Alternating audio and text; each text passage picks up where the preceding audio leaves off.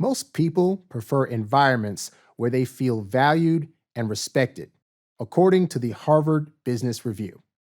This applies to the workplace just as much as any other environment.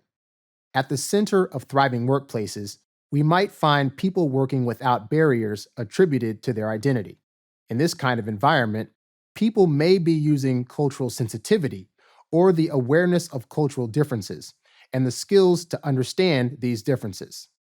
Cultural sensitivity is important in the workplace because it can foster an environment where there's an awareness of similarities and differences between people without assigning values to them or their cultures.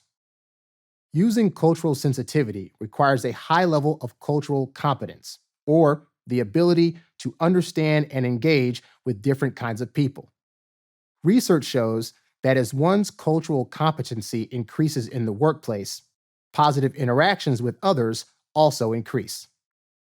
There are multiple stages of cultural sensitivity. Denial, or the act of not recognizing cultural differences. An example includes refusing to participate in cultural activities or forcing assimilation into someone's culture.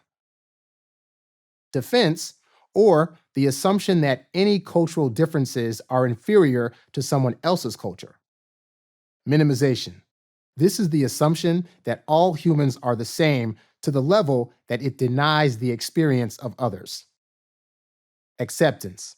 This is the act of recognizing cultural differences and recognizing that it's difficult to have a complete and accurate understanding of these differences. Adaptation, or interacting with a higher level of cultural competence through following the norms of another culture. And integration. This means interacting with a high level of cultural competence while feeling empathy for other cultures. Cultural sensitivity is a process rather than a personal trait. Being able to successfully identify which stage we and others are in can help us reach the final stages, which are both adaptation and integration.